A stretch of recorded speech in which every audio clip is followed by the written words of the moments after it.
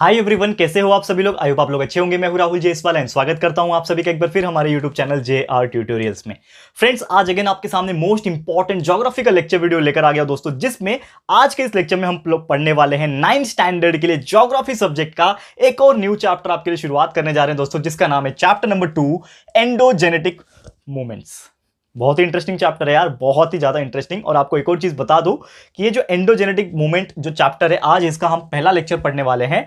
और अगर आपने इसके पहले का जो चैप्टर डिस्ट्रीब्यूशनल मैप्स जो हमने टोटली कंप्लीट करके रख दिया है, तो अगर आपने नहीं देखा है तो प्लीज जाके चेक कर लेना। इसके पहले का चैप्टर अलग से एक प्लेलिस्ट भी क्रिएट किया हुआ है। प्लेलिस्ट में आप जाओगे प्लेलिस्ट सेक्शन के अंदर, तो आपको हर चैप्टर्स के जो लेक्चर्स है वो वीडियो मिल जाएंगे। और साथ ही में अगर आपने साइंस एंड मैथ्स के लेक्चर वीडियो नहीं देखे तो वो भी देख लो यार। आपके लिए तो हमने 100% साइंस एंड मैथ्स के जितने भी चैप्टर्स थे उसके वीडियोस बना के अपलोड करके रखे हुए हैं, तो उसको भी चेक कर लेना। हिस्ट्री ज्योग्राफी के भी हमने अपलोड किए हुए बहुत सारे, तो आप वो भी देख सकते हो। और साथ ही में जो अदर सब्जेक्ट्स होते हैं, इंग्लिश ग्रामर हो गए और बाकी जो ट्रिक्स के वीडियो है वो भी अपलोडेड है, तो ऑलरेडी आप चेक करते रहना, हर चीज आपको पता चलता रहेगा। और डे टू डे आप डेली क्या करो, वीडियो सेक्शन हमारा चेक करते रहो, ताकि हम लोग हर दिन कौन से वीडियोस अपलोड करते हैं वो आपको पता चलता रहेगा। ठीक है। साथ ही में अगर आपने हमारे सेकंड चैनल JR टॉक्स को सब्सक्राइब नहीं किया है और विजिट नहीं किया है तो जरूर से जाके देख लेना। और अगर आपने हमें इंस्टा पे फॉलो नहीं किया है तो वो भी कर लेना फटाफट से। ठीक है, लिंक आपको डिस्क्रिप्शन में मिल जाएगा सबका।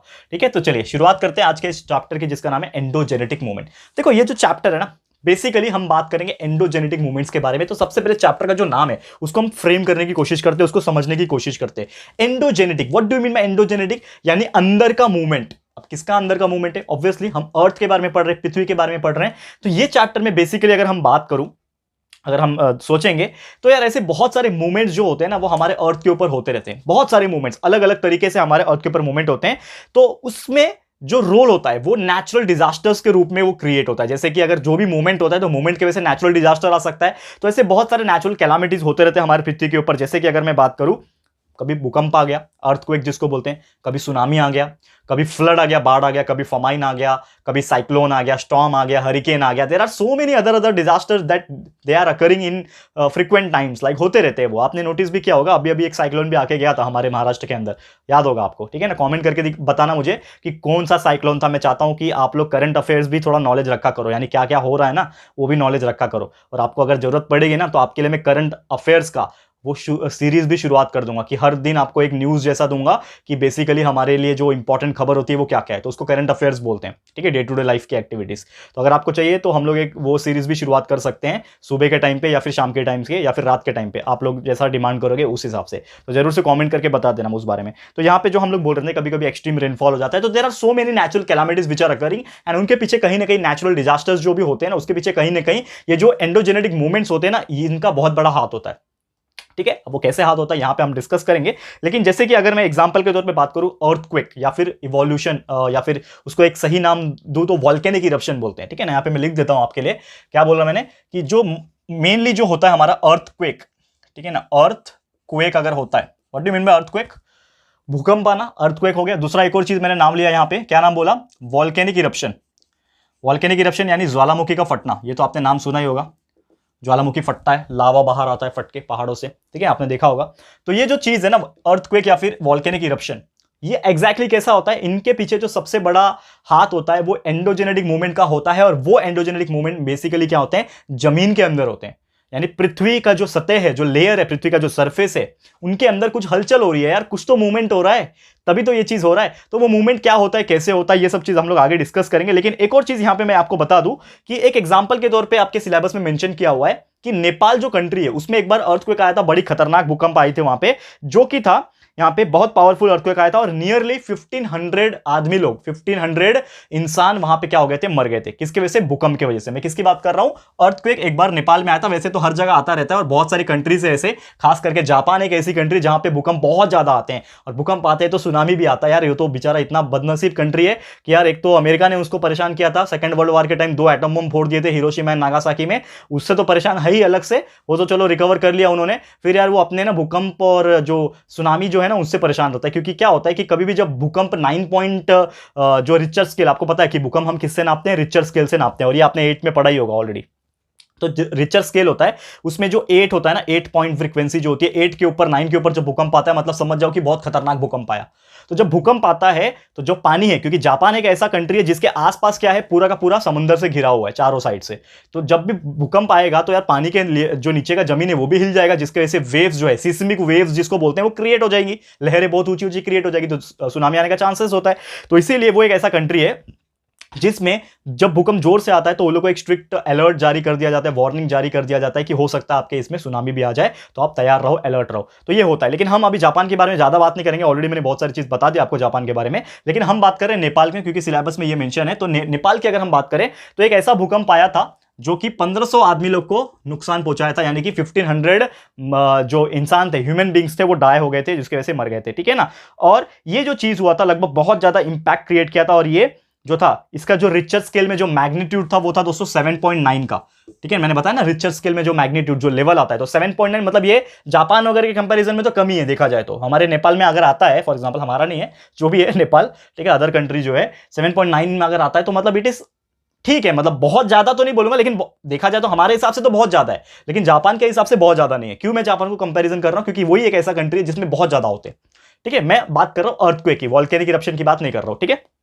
ओके तो यहां पे क्या हुआ कि इसमें मतलब ज्यादा स्टोरी तो मैं बताऊंगा नहीं, क्योंकि ऑलरेडी आप बहुत सारे स्टोरीज जानते हो इसके बारे में, ठीक है ना, अर्थक्वेक वगैरह के बारे में। हमारे इंडिया में भी बहुत बार अलग अलग जगह पे आया हुआ है भूकंप, ठीक है। तो यहाँ पे जो नेपाल है, यहाँ पे सबसे ज्यादा हिट किया गया था काठमांडू की तरफ लगभग, एंड इसके वजह से हुआ ये था कि लगभग ना 11 किलोमीटर के आसपास के जो रेंज है ना उसको नुकसान पहुंचा था, मतलब 11 किलोमीटर के एरिया को नुकसान पहुंचा था, यहाँ पे ऐसा मेंशन किया था। और यहाँ पे 2-2.5 घंटे तक आया था, ठीक है ना। मैं ज्यादा तो बोलूंगा नहीं यहाँ पे, लेकिन इतना समझ जाओ। तो ये सब चीजें हुई थी, ठीक है ना। और आपको ज्यादा अगर जानकारी चाहिए ना, ये मैं क्यों नहीं बता रहा हूँ, क्योंकि नेपाल के बारे में यार मजा नहीं आता नेपाल के बारे में। इंडिया के बारे में होता तो मैं मजा आता और अच्छे से बताता, समझ में आ रहा है। लेकिन जोक बोल रहा था, वैसे जोक्स अपार्ट। लेकिन बात ये है कि देखो यार, इनकी स्टोरी पढ़ के फायदा नहीं है, लेकिन हमारे इंडिया में there are so many stories. तो मैं आप लोग को एक टास्क दे रहा हूँ आज के लिए कि यार हमारे इंडिया में सबसे ज्यादा मैग्नीट्यूड वाला, यानी सबसे ज्यादा खतरनाक भूकंप कौन से शहर में आया, कौन से स्टेट में आया, तो ये आप थोड़ा सा रिसर्च करोगे। आप लोग बोलते हो ना सर आप कभी कभी होमवर्क देना भूल जाते हो, तो मैं बीच बीच में ऐसे मुझे याद आएगा तो मैं आपके लिए कुछ टास्क और आपके लिए कुछ फन लविंग एक्टिविटीज करने के लिए बोलूंगा कि आपका जानकारी भी और नॉलेज भी बढ़ जाए। तो ये आप लोग के लिए टास्क है कि ऐसा कौन सा शहर है या फिर स्टेट है जहां पे सबसे ज्यादा हाईएस्ट भूकंप अब तक हमारे इंडिया की मैं बात कर रहा हूं, इंडिया में आया है। तो ये इस सवाल का जवाब जो है आप लोग मुझे कॉमेंट करके कॉमेंट बॉक्स में बताओगे, ताकि मैं देखूं कि कहां कहां से कौन सा लोग जो है वो सर्च करते हैं, ठीक है। ये चीज आपको ध्यान में रखना। आगे बढ़ते हैं तो हम एक्चुअल में बात करते हैं हमारे मेन एक्सप्लेनेशन की तरफ, क्योंकि यार यहाँ पे चैप्टर जो है उसमें तो मेन अभी स्टडी करना है ना, हम लोग को कंसेप्ट पढ़ना है, तो कंसेप्ट ज्यादा इंपॉर्टेंट है हमारे लिए। तो हम बात करते हैं यहाँ पे किसकी, अर्थक्वेक और वॉल्केनोस की। तो जैसे मैंने बोला अर्थक्वेक और वॉल्केनिक इरप्शन जो होता है, इसके लिए सबसे ज्यादा जो जिम्मेदार है वो क्या है, अर्थ के अंदर का मूवमेंट, यानी कि एक तरीके से बोल सकते हो इंटरनल मूवमेंट्स, ठीक है। इंटरनल मूवमेंट्स किसका, जमीन के अंदर का जो इंटरनल मूवमेंट्स हो गया, इसको इंटीरियर मूवमेंट भी बोल सकते हैं हम लोग। इंटीरियर यानी कि अंदर की तरफ का, तो इंटरनल बोल लो, इंटीरियर बोल लो। तो ये जो अंदर की तरफ के जो मूवमेंट्स होते हैं, अब आपको एक चीज पता होगा कि जो हमारा पृथ्वी है, ये पृथ्वी गोल है, ये हमारा पृथ्वी गोल है। तो आपको एक चीज पता होगा कि यार हमारे पृथ्वी के अंदर ना धधकता हुआ लावा भी है। क्या बोलते हैं उसको, लावा। आपको पता है दैट इज मेंटल कोर, पता ही होगा। तो जितना ज्यादा हम अर्थ के अंदर होल करते जाएंगे, यानी समझ लो आपका जमीन जो है अर्थ का, उसके अंदर आप समझ लो जाते जा रहे हो, जितना अंदर तक जाते जाएंगे और अर्थ के सेंटर तक पहुंचेंगे, हमारा पृथ्वी उतना गर्म होता जाएगा। यानी क्या होता जाएगा, टेम्परेचर बढ़ता जाएगा। क्यों, क्योंकि वहां पे क्या प्रेजेंट है, मेंटल प्रेजेंट है एंड कोर प्रेजेंट है। एंड कोर में आपको बताइए लावा है, पूरा पूरा का पूरा जो बोलते हैं ना जलता हुआ लावा जैसा रहता है, वैसा टाइप का है। तो ये मैं क्यों बता रहा हूं कि ये चीज के वजह से क्या होता है कि ये जो मूवमेंट है ना वो इनसे ही क्रिएट होता है, यानी कि जो भी इंटरनल मूवमेंट हो रहा है वो इनके फ्लो की वजह से, क्योंकि ये जो चीज है वो फ्लो होता रहता है, बहता रहता है अलग अलग जगह पे। ऐसा नहीं बोल रहा हूं कि यहां पे आता है, ये आपस में ही फ्लो होता रहता है। इनके जो जगह है वो आपस में क्या होते रहते हैं, ये लोग फ्लो होते रहते हैं, जिसके वजह से क्या होता है, एक तरीके से हमारे अर्थ के नीचे एक इनस्टेबिलिटी आ जाती है।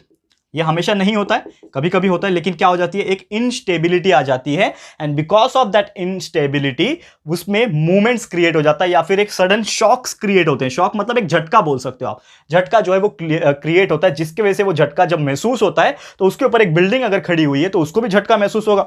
कांप जाएगा बिल्डिंग। तो जब कांपेगा तो ऑब्वियसली वो धड़ाम से नीचे गिर जाएगा, और इसको ही तो हम लोग भूकंप बोलते हैं यार। यानी कि जो जो जमीन है वो हिलने लगना है। वो क्यों हिलेगी? क्योंकि उसके अंदर के जो मूवमेंट्स थे, जो जो लेयर्स थे, वही अगर शॉक में है, वही अगर कांप रहे हैं, तो ऑब्वियसली उसके ऊपर के जो भी चीज रहेंगे वो भी शेक करेंगे। That is the meaning of. तो जनरली जो मूवमेंट्स होता है ना, नॉर्मली अगर मैं बात करूं, ठीक है ना, अर्थ के इंटीरियर के अंदर एक अपर लेयर होता है, ठीक है। और आपको पता होगा कि जो मेंटल होता है ना, उसके आसपास जो है ना बहुत ज्यादा ट्रिमेंडस एनर्जी जो है वो फ्लो होती रहती है। आपको जैसे मैंने बताया मेंटल एंड कोर, तो बहुत ज्यादा ट्रिमेंडस एनर्जी फ्लो होती रहती है, और उसमें भी रेडियो एक्टिव मटेरियल होते हैं। रेडियो एक्टिव मटेरियल भी होते हैं इसमें, ये किसके अंदर? मेंटल के अंदर, ठीक है ना। ये मेंटल कोर के अंदर क्या होती है? रेडियो एक्टिव मटेरियल्स भी होते हैं। एंड जिसके वजह से जो फ्लो होती है एनर्जी की, जिसकी वजह से क्या होता है? इनस्टेबिलिटी क्रिएट होता है। यहां पे मेंटल के अंदर इनस्टेबिलिटी क्रिएट हो जाता है, एंड जो मूवमेंट्स होता है ना, वही डिस्टर्बेंस करता है, जिसकी वजह से आपके जो अर्थ है वो एक तरीके से शेक होने लगता है, ठीक है ना। और जिसकी वजह से हम लोग बोल सकते हैं कि अर्थक्वेक आता है। वोल्केनिक इरप्शन का भी वही है। जैसे कि आपको एक बताओ कि एग्जांपल के तौर पे पहाड़ है, ठीक है ना। थोड़ा और अच्छे से पहाड़ बनाता हूं, ये कुछ ज्यादा ही पतला पहाड़, कमजोर पहाड़ लग रहा है ठीक है, समझ लो ये पहाड़ है आपका, ठीक है। अब पहाड़ में क्या होता है कि बहुत सारे ऐसे पहाड़ होते हैं, दैट इज उनके अंदर क्या होता है? लावा जो होता है ना वो प्रेजेंट होता है। लावा यानी कि एक तरीके से मोल्टन, अभी मैं क्या बोलूं, लावा तो आपको समझता होगा, हिंदी में क्या बोलते पता नहीं, लेकिन गरम गरम आग का गोला समझ लो वैसा, ठीक है, इसके अंदर प्रेजेंट रहता है। तो होता यह है कि जब tremendous amount of heat generate होता है तो इसके अंदर प्रेशर भी डेवलप होता है, एंड जैसे जैसे प्रेशर डेवलप होता है वो आगे बढ़ता जाता है, यानी ऊपर की तरफ बढ़ता जाता है। लेकिन एक समय आता है कि उसका जो प्रेशर है अब बस हो गया। जैसे कुकर होता है ना, कुकर, प्रेशर कुकर घर में, तो हम कभी प्रेशर कुकर में कुछ खाना बनाते हैं, तो अगर वो प्रेशर कुकर में वो जो आप सीटी लगाते हो ऊपर, आपको पता है ना सीटी रहती है जो वो उठ के बाहर आती है और पूरे गैस को बाहर निकाल देती है, तो सेम समझ लो कि प्रेशर कुकर में आप कुछ बना रहे हो और जो सीटी है आपने उसको पैक कर दिया, यानी वो सीटी को उठने नहीं दिया, और जितना प्रेशर है वो अंदर ही बन रहा है, अंदर ही बन रहा है, अंदर ही बन रहा है। तो एक समय आ जाएगा कि जब प्रेशर बोलेगा अब बस हो गया भाई, अब मैं तो चीर फाड़ के आगे आ जाऊंगा, तो अब वो पूरा कुकर को फाड़ देगा। यानी कि इतना प्रेशर आएगा कि वो कुकर को फाड़ भी सकता है। इसने आपने सुना होगा बहुत सारे केसेस ऐसे होते हैं कि कुकर फट गया, जिसकी वजह से एक्सीडेंट्स हो जाते हैं, यानी कि किचन में एक्सीडेंट्स हो जाते हैं, किसी को चोट लग जाती है, बहुत प्रॉब्लम हो सकता है। तो जब सीटी बरोबर नहीं होती है, क्योंकि उसको गैस निकलने का जगह नहीं मिलेगा, तो वो कुकर को फाड़ के एक्सप्लोड करके निकलेगा, तब जाके वो गैस प्रेशर जो है निकलता है। तो सेम उसी प्रकार ये माउंटेन्स जो होते हैं या फिर ऐसे कुछ पहाड़ी जो इलाके होते हैं, जैसे खासकर पे एग्जाम्पल के तौर पर माउंट फुजियामा, ये सबसे सक्रिय मतलब क्या होता है? सबसे ज्यादा वहां पे वॉल्केनिक इरप्शंस होते हैं, ज्वालामुखी फटते हैं माउंट फुजियामा में, ठीक है। तो होता यह है कि जब इसके अंदर लावा था, जब प्रेशर ट्रिमेंडस इसके अंदर इंक्रीज हो रहा था, तो निकलने के लिए जगह नहीं है। अब वो क्या करेगा? निकलने के लिए जगह नहीं है, तो ये जब ऊपर ऊपर आते जाएगा, ऊपर ऊपर आते जाएगा, तो इसका जो टॉप होगा ना, वो टॉप को चीर फाड़ देगा और इसको खाली जगह मिल जाएगा, और ये जो है लावा इस प्रकार उड़ के नीचे नीचे गिरने लगेगा। जैसे आपका वो दिवाली में आप पाउस जलाते हो ना, गुज्जा बोलते हैं उसको, पाउस, ठीक है, वो जब जलाते हैं तो कैसे चिंगारी निकलती है, तो उसी प्रकार माउंटेन में से भी ऐसे चिंगारी जो है, चिंगारी मतलब चिंगारी नहीं होती, वो लावा होता है, एंड वो इतने किलोमीटर दूर तक जा सकता है कि समझ लो उसके 10 किलोमीटर के अंदर जो भी चीज रहेगा उसको वो जला के राख कर सकता है, पिघला सकता है, पेड़ पौधे, घर, इंसान, जानवर, हर किसी को खत्म कर सकता है। और दूसरा डिसएडवांटेज ये है कि जब ये निकलता है तो बहुत हार्मफुल गैसेस भी है वो निकलते हैं, और ये पूरे के पूरे एटमॉस्फेयर में फैल जाते हैं। Harmful sulphur dioxide, carbon dioxide and so many other gases निकलते हैं, बहुत नुकसान पहुंचाते हैं। तो ये तो चीजें मैंने एक्स्ट्रा आपको बता दी, एक्स्ट्रा नॉलेज देने के लिए। लेकिन उम्मीद करता हूं कि जो हमने एक्चुअल में पढ़ा, इंटरनल मूवमेंट्स, इंस्टेबिलिटी मेंटल में कैसे हो रहा था, कैसे शॉक्स हो रहा था, और एक और चीज बोलते हैं टेक्टोनिक प्लेट्स, ठीक है ना।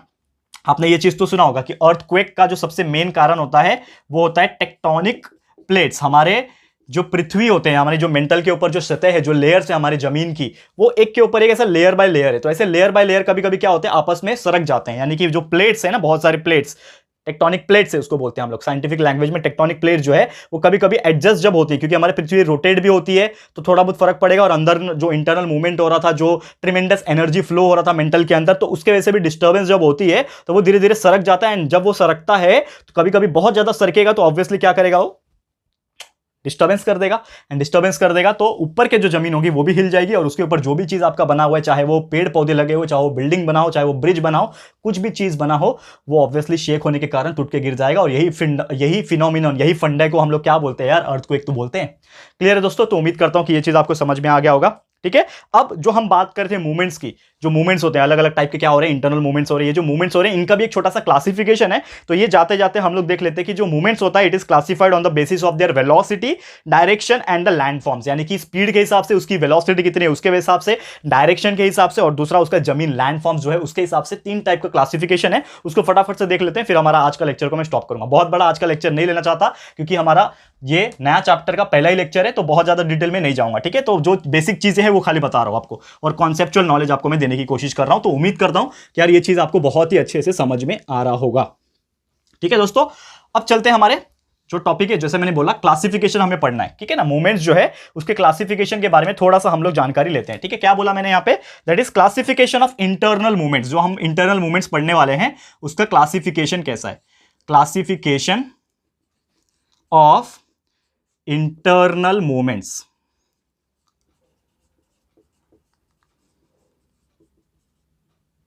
ठीक है। देखते हैं इसका इंटरनल मूवमेंट्स का क्लासिफिकेशन किस हिसाब से। ओके, तो अगर हम बात करें क्लासिफिकेशन ऑफ इंटरनल मूवमेंट्स की, तो सबसे पहला जो तरीका है क्लासिफिकेशन करने का वो है उसके वेलोसिटी के हिसाब से, यानी कि स्पीड के हिसाब से।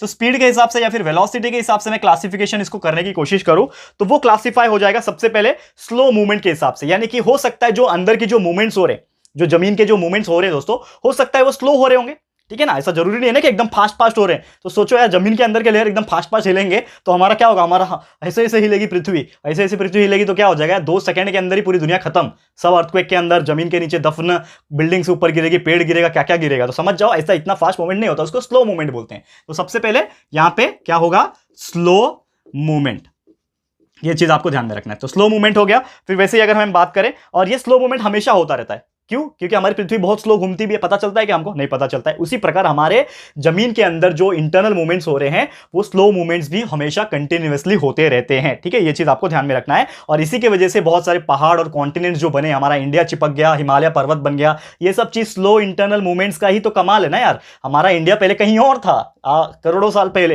लेकिन वो धीरे धीरे धीरे धीरे सरकता गया, सरकता गया, सरकता गया, और जाके किससे टकरा गया, जो एशियन कंटिनेंट पहले से ही था उस पर टकरा गया। और टकराने के बाद हमारा जो ऊपर का हिस्सा है वो जब टकराएगा, 2 चीज जब टकराएगी तो क्या होगी, अगर समझ लो 2 मिट्टी की चीज है, जब टकरा रही है तो बीच का पोर्शन उठ जाएगा, तो वो क्या बन जाएगा, पहाड़ बन जाएगा। तो क्या बन गया, हिमालयन माउंटेन। जो रेंज है इतना बड़ा हमारे इंडिया के टॉप पे, वो कैसे बना, ऐसे ही तो बना। बहुत लंबी स्टोरी है यार, ये सब बताऊंगा तो खत्म हो जाएगा लेक्चर। तो ये धीरे धीरे छोटी छोटी चीजें मैं बताऊंगा। ये सब चीज बहुत हाई लेवल का, यूपीएससी लेवल का चीज है जो मैं बता रहा हूं कि कैसे फॉर्मेशन हुआ इंडिया का। वो कभी और डिस्कस करेंगे, कभी आप पूछना मुझे, और यूपीएससी सीरीज जब चालू करूंगा तब करेंगे, ठीक है। लेकिन अभी फिलहाल में आप इतनी जानकारी बस हो गया आपके लिए। एंड दूसरा जो मूवमेंट होता है, एक स्लो मूवमेंट हो गया, दूसरा मूवमेंट होता है सडन मूवमेंट, यानी अचानक से मूवमेंट होना। सडन मतलब होता है अचानक से हो गया। तो सडन मूवमेंट जैसे कि अर्थक्वेक आ सकता है। सडन मूवमेंट में क्या आ सकता है आपका, अर्थक्वेक आ जाएगा, वॉल्केनो आ जाएगा, ज्वालामुखी फटना एक्सेट्रा।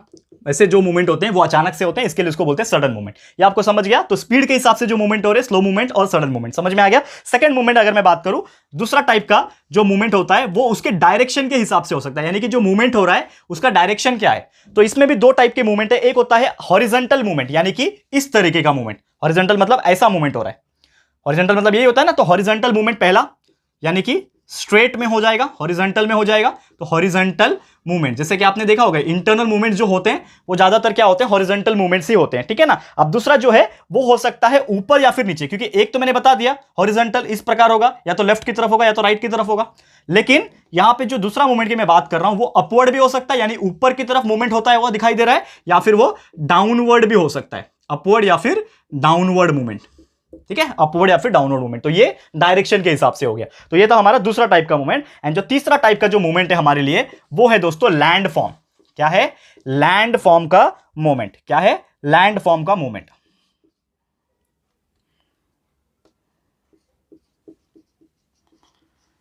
लैंड फॉर्म मूवमेंट जो कि तीसरा टाइप का हमारा मूवमेंट है, ठीक है। पहला वेलोसिटी था, दूसरा डायरेक्शन है, तीसरा लैंड फॉर्म का मूवमेंट। तो ये टाइप में क्या होगा कि बहुत सारे ऐसे टाइप के मूवमेंट्स होते हैं, जैसे कि यहाँ पे कुछ कॉन्टिनेंट बिल्डिंग होते हैं, यानी कि जब वो मूवमेंट हो रहा है जिसकी वजह से एक नया कॉन्टिनेंट का निर्माण हो, जैसे अमेरिकन कॉन्टिनेंट बना, Asian continent, European continent, Antarctica बना, आर्कटिक बना, ऑस्ट्रेलिया बना। तो ये जितने भी कॉन्टिनेंट्स हैं इनका निर्माण कैसे हुआ, तो धीरे धीरे जो मूवमेंट्स होते गया उसके वजह से हुआ। तो इसको बोलते हैं कॉन्टिनेंट्स बिल्डिंग, जिसमें आपके बहुत सारे प्लेट्यूज, पहाड़ और कॉन्टिनेंट्स तैयार होते गए। तो वो करोड़ों साल पहले हुए रहेंगे और यही सब होता भी आ रहा है। अभी तो बहुत कम हो गया ना वैसा बनना, लेकिन अभी भी स्लो मूवमेंट हो रहा है। तो हो सकता है आज से करोड़ साल के बाद हमारा इंडिया कहीं और हो, या फिर हो ही ना, ऐसा भी हो सकता है। ठीक है, तो कुछ भी हो सकता है ज्योग्राफी के हिसाब से। ठीक है, फिर और दूसरा जो है आपका पहला क्या था, कॉन्टिनेंट, यहां पे लिख देता हूं मैं आपके लिए। तो पहला था कॉन्टिनेंट, पहला था आपका कॉन्टिनेंट के हिसाब से, कॉन्टिनेंट बिल्डिंग हो गया, कॉन्टिनेंट बिल्डिंग यानी कॉन्टिनेंट का निर्माण होना, बिल्डिंग होना।